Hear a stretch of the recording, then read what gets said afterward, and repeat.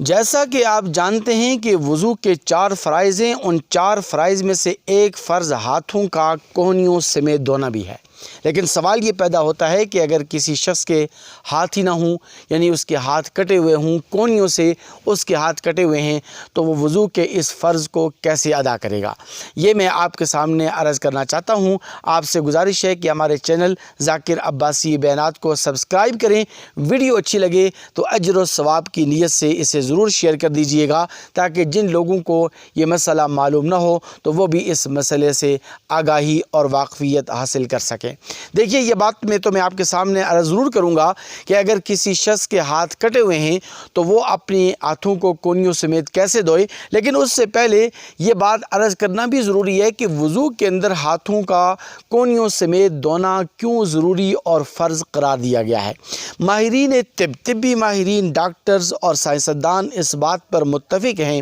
کہ دل اور جگر کو تقویت پہنچانے، دل اور جگر کو طاقتور بنانے اور دل اور جگر کے خون کو صاف کرنے کے لیے ہاتھوں کا دھونا بہت زیادہ مفید ہے۔ اس لیے کہ جو رگیں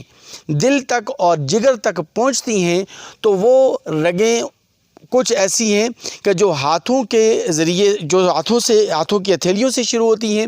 کچھ رگیں ایسی ہیں کہ جو بازوں سے شروع ہوتی ہیں، اور کچھ رگیں ایسی ہیں کہ جو کونیوں سے شروع ہو کر قلب اور جگر تک پہنچتی ہیں۔ اس لیے وضو کے اندر ان ہاتھوں کا دھونا یہ ضروری اور فرض قرار دیا گیا ہے،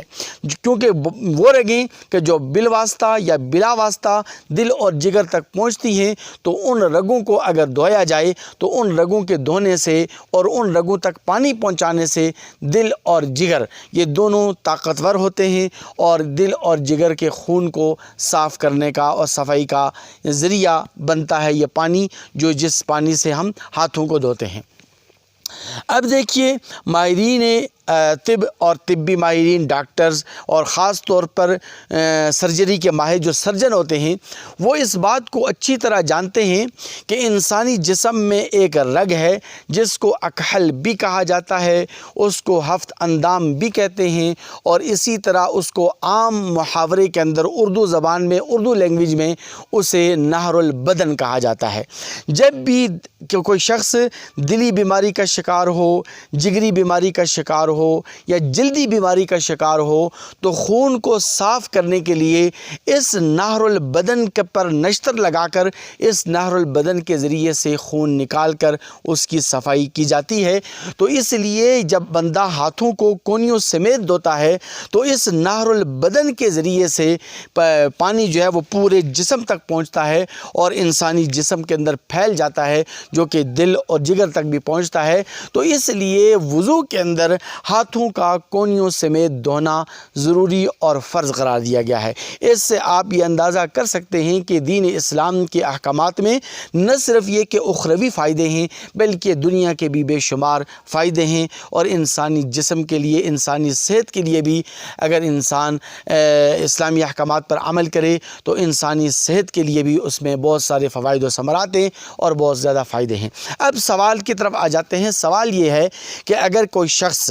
ایسا ہے کہ جس کے ہاتھ کٹے ہوئے ہیں اور کونیوں سمیت اس کے ہاتھ کٹے ہوئے ہیں، تو اب ایسا شخص جب وضو کرے گا یا اس کو کوئی دوسرا شخص وضو کرائے یا ایسا شخص تیمم خود کرے یا کوئی اس کو تیمم کرائے، تو پھر وہ اس ہاتھوں کے دھونے کا جو فرض ہے، اس ہاتھوں کے دھونے کے فرض کو کیسے ادا کرے گا؟ تو دیکھیے، اس کے لیے علماء نے اور فقہاء کرام نے اور تمام ائمہ کرام نے یہ حل اس کا پیش کیا ہے کہ ایسے شخص کے لیے حکم یہ ہے کہ ایسا شخص اگر وضو کر رہا ہے، یعنی پانی سے وضو کر رہا ہے، تو ایسا شخص جہاں سے اس کے ہاتھ کٹے ہوئے ہیں تو وہاں